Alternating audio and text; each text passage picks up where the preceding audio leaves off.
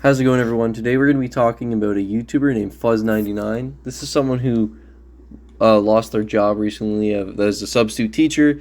This person is famous on TikTok and very famous in the commentary community in a negative way. Both on TikTok in a negative way and both in the commentary. It, it's in a negative light. Because they make cringe content is what the idea is. They're very loud in their videos. Hi. Why did you turn your comments off? Well. Glad you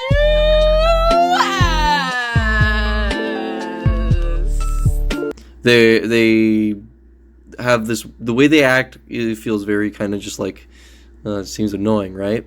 And generally people are like saying this person makes kids content. They don't make kids content according to them, even though the way they act, yelling, screaming, acting all this energetic, does seem like a kids type of content. And but according to them, they don't. So they got fired. Now apparently what happened, from my understanding, is that, and understand, I didn't watch the full video yet, we're gonna be watching through the video, is that they apparently got fired from their job and they were hate crimed, which I just want to say, from what I'm hearing, that's not the case. But let's look into the video. Let's give them a minute of the doubt. Let's watch it. For being queer.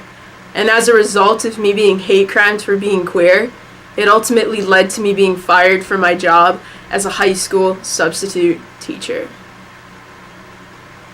Alright, already the first 12 seconds, I have to wonder. So basically, if you guys don't know what being hate crimed is, it means something violent, like someone violently attacked you. So are you telling me that someone violently attacked you and then you got fired for that? Because I don't think that would happen. And you could actually have a good lawsuit if that were the case. You could probably set up a good lawsuit. That doesn't sound like that happened at all. Doesn't sound like the case at all. But you know what? Maybe I'm dumb. Maybe I'm a dum-dum. Maybe I'm not smart. I don't know. Maybe my brain don't work. I have zero clue. But all I know is you definitely. It doesn't sound like you got hate crimed, because if you did, you got a good legal case on that school and whoever attacked you. But okay, let's listen to more. Alright, I didn't want to stop like that quickly, but that sigh. What? I'm sorry, is it just me? Why is that sigh always like seems so disingenuous in any video? This isn't even like an apology video, by the way. Right? Usually the sigh is in like apology videos, like in the beginning of every single one or every few seconds. This isn't even an apology video, and it feels disingenuous. It's kind of sad. I don't. Like, can sighs just not sound genuine when you record it, because it seems so forced? I don't know. I just wanted to point that out. We have to go back a whole year ago to when I was being targeted by hateful extremist groups and really blew up online. Particularly by that one cis lady who is accused of inciting bomb threats against schools, libraries, and hospitals, and who also just got appointed to an advisor position on the Oklahoma Educational State Department's Library Committee, which is a whole nother mess that we're not going to get into right now. Alright, there's like a whole lot to unpack with that one clip itself. Okay, for one. Alright, for one.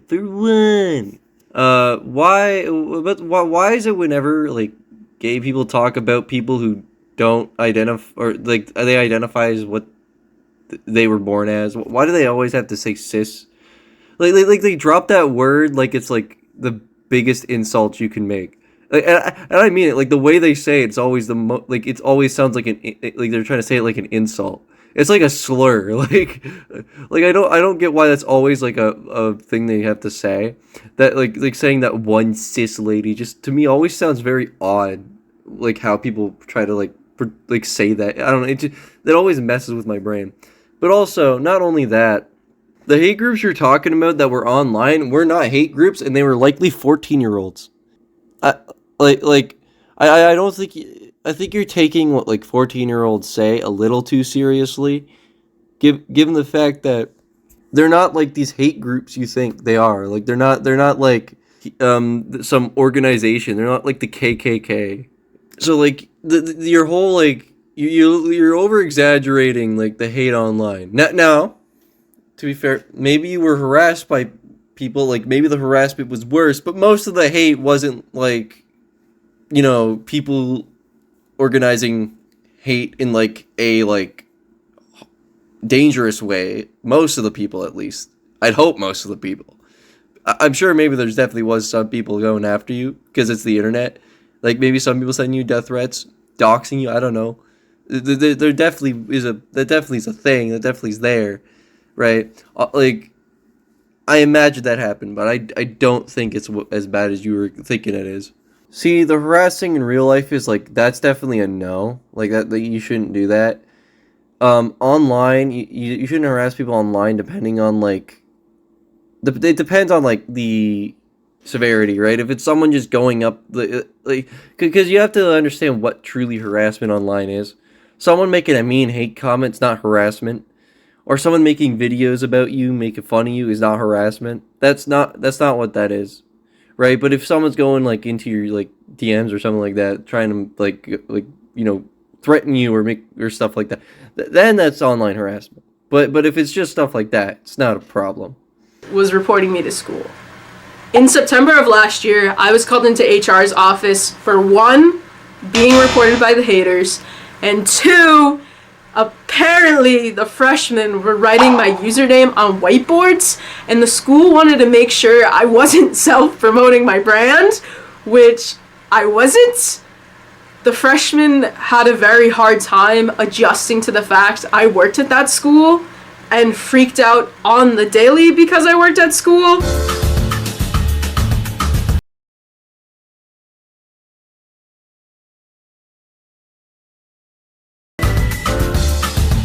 And all the other kids at school hated the freshmen and would be like, "You guys are stupid. Why are you freaking out? It is just mall.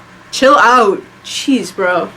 Freaking freshmen. Alright, so there's already something that confuses me here, and I just want to bring this up. So this freshman, when you say freak out, do you think that they were like what were they like yelling at you when they saw you in the halls, or like was it something like extremely bad? Also, if you're like someone who's internet famous, I think you kind of got to expect that from some people in your school.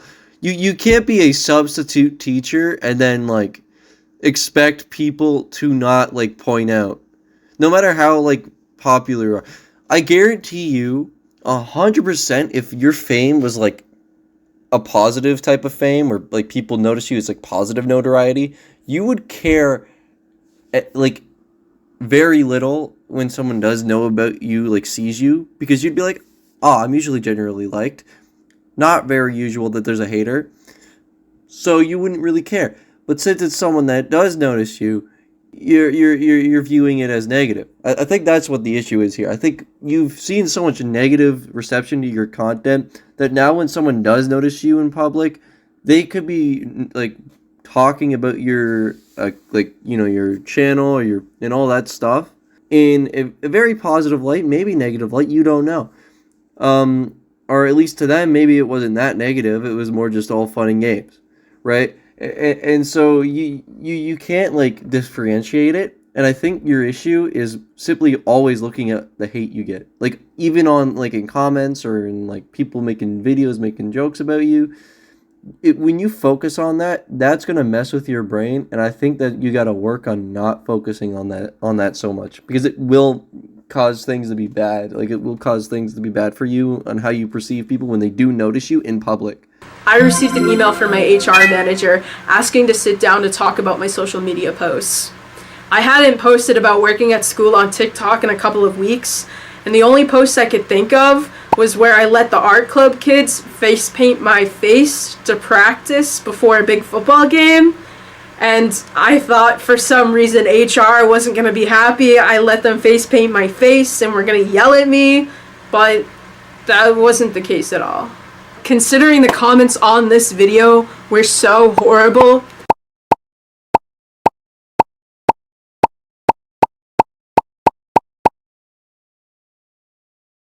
I do believe this was the motivation for the hater to commit the crime that they did.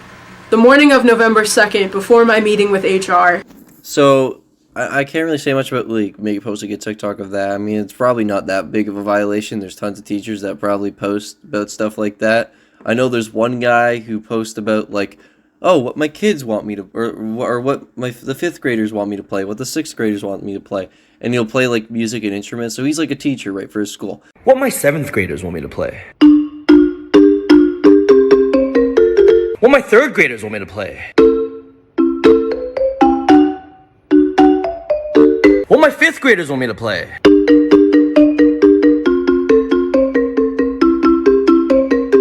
And there's no issue with him posting that, right? Because he's not disclosing the school or anything like that. He's just posting innocent videos. And then, of course, in your case, you're pretty much you did the same thing. You didn't do any of that. But here's the problem. What I mentioned earlier. Don't read the comments. You keep reading all the comments. Of course, it's not gonna be good for you. See, here's the issue. You keep engaging with the haters. The lesson you gotta learn here is don't engage with the haters. But you've already went too far deep that now your reputation is being cringe, being hated, right? And they'll keep pushing that and keep continuing that. Even though people did forget about you, I will say that. You have not been like seen or talked about for a while, right? All like the hate and all that stuff kind of died down from you because, I mean, let's be honest here. It was going to die down anyways. But regardless, just don't read the comments. Simple as that. I was notified by email by our substitute booking website that all of my jobs that I had booked out till March were taken away from me and I was released from working them. Immediately, I got a gut-sinking feeling in my stomach and realized something more serious was going on, and I had no clue what it was. When I walked into the meeting, my HR manager asked me if I knew why I was here. I said I had no idea, besides wanting to talk about my social media posts. They then pulled out a yellow folder and slid 2 screenshots of 2 old thirst traps across the table to me. And I was just like, oh my god, wow, oh my god, I haven't seen these videos in forever, oh my god. This is from within the first month of me making TikToks every day. When the gays were using TikTok as a dating app, oh my god. I still had long hair, I didn't go by Mall yet or Fuzz. Wow, these will be 4 years old in 2 months. That's crazy. Holy crap. Oh my god. Clearly in HR, you were really bad at trying to like be completely natural. Yeah, unless that's just your reenactment. It's just really bad reenactment. But if that's how you acted in HR to try and be like get things to smooth over, that was kind of really bad. But anyways, no. I'll say this. This person keeps bringing up the fact that what this hater did was a crime. This is not a crime, right? They pulled up 2 videos. They pulled up 2 videos from your past, well, screenshots of them, and then sent them to your the HR for your school, like to them. That is not a crime, and that is not a hate crime. That is not at all. I mean, maybe it's stalking. I don't know.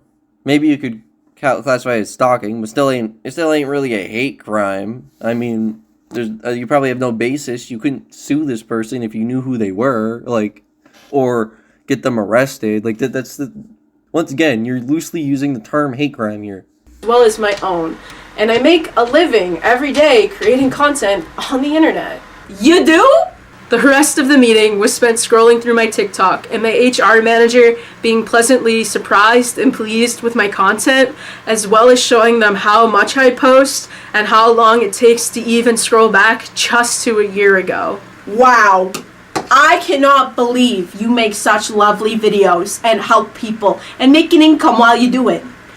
I'm going to take these notes and circle back with the superintendent and the principal, and it'll ultimately be up to them to decide what they want to do with this decision. And until I hear from them, consider yourself suspended. Okay, awesome. Thank you for sitting down with me and getting my side of things instead of just firing me. I really appreciate it, and I'm gonna go home and go take down those videos. Oh, don't feel like you have to take them down. We're not telling you that you have to take them down, okay? Oh no, they're old. I have no problem taking them down. And besides, they don't represent my brand or the school, and they're just hurting everyone right now, so I'm gonna go home and take them down. I don't know what they mean by, like, this part was weird too when it came to taking the videos down. I mean, like, what, are you expecting that they wanted you to keep the videos up so then they could review the videos more thoroughly by looking through your social media? I mean, they could do that, but is, like, the videos violating anything? Like, they can't be violating anything in any way for you to get fired. And if you got fired for those videos, they'd have to have a good reason, right? I imagine. Usually you'd have to have a good reason to fire someone for it. But hey, I mean, what do I know about getting fired, about social media stuff? Apparently they scroll through 4 years of your social media, which they didn't. But they care about what happened 4 years ago, according to this video. After that, I went home and I took the videos down and sent a follow-up email saying that I took the videos down and thanked them again for letting me tell my side of the story and that I love working with my students and would do anything for them. However, knowing the decision was up to the superintendent, who is a white cis older male and who I've never met and has no idea who I am or what I look like, and the principal, who is also a white cis male who gave me the vibes that they were not the biggest fan of me and never really knew how to interact with me because of who I am, made me feel like the chances of me not getting fired were very low. Alright, for one, why do you keep talking like you're a man from the mafia? I'll give you an offer you can't refuse. You massacred my boy. Like, that's literally what you, like, why do you keep talking like that? Why? Why do I feel like I'm gonna see my family members get, like, brutally murdered after watching this video? Why do I feel like this is, like, a hostage video at some point or something? Like, I feel threatened. But no, seriously. Once again, we had the same issue where they dropped cis as, like, a slur again. White cis male. I gotta wonder, if it was a black cis male, do you think that they would, do you think they would point that out? Like, do you think they would say, oh, knowing it was a black cis male, do you think they would say anything? Like, I wonder if they would, I wonder if it was a different race, would they say anything, right? Because, I mean, if you were to bring that up, that doesn't sound very good. All I'm gonna say, that didn't sound very good on your part, but, anyway. A few days after the meeting, however, my art teachers all reached out to me and were like, "Where have you been? Why is there another substitute subbing in the art classes right now? Where are you?" Because I eat lunch with them every day, and I'm always the first sub offered to substitute the art classes because I make art and I know what I'm doing and I'm able to help the students with their art projects, and I just really love it and all the chaos it brings. And so I filled them in on everything that had happened over the last few days. And they ultimately decided and agreed that they would write a letter on my behalf to the principal stating why I shouldn't be fired and focusing on all the good that I do in and for the school every single day. My chances of not getting fired felt a lot better after they submitted that letter, I'll be honest. 2 weeks after my suspension and a week after the letter had been submitted, I hadn't heard a word yet. I reached out to HR to see if a decision had been made yet, and almost immediately my HR manager emailed back and said they had decided on going through with firing me. Which broke my heart. I mean, they fired you from the school, and that could suck and all. But, I mean, you could probably apply to other, like, schools and probably get good references by other, like, teachers and stuff like that. Like, I feel like you could do that, and it could help you get into school pretty easily. But anyways, here's the thing. Maybe just don't be a substitute teacher if you're a content creator. Now I'm talking with a like Italian mafia type of way. Look what you've done to me. Look. You don't see this because you don't see my face, but I've been speaking like this the entire time. No, anyways, no. Pretty much, I just don't really 100% get why you want to be a substitute teacher if you're internet famous, right? Because like I feel like that can cause a lot of issues within the school. Not only that, if you are getting made fun of by more kids at the school, your time at the school would not be that fun at all anyways. Because though you may have people who generally like know like who you are like in the school before that you got properly famous, eventually they'll be out of the school and you're going to have newer kids who might also recognize you from the internet and from TikTok and then also make fun of you or just like you know, make jokes or something like that you won't like because apparently you do not take those very well. But like that, I mean, like, just I feel like you'd just be better off not being a teacher. I don't know, that's what I think. That's basically it. That's all I can say about the situation and about this video. They just go on about legal processes and stuff like that later on, you know, lawyers, all that. So not much to say, right? Seems like it's going nowhere. Seems like there won't be any legal case being made because I don't think there can really be a proper legal case being made. But that's it. Bye.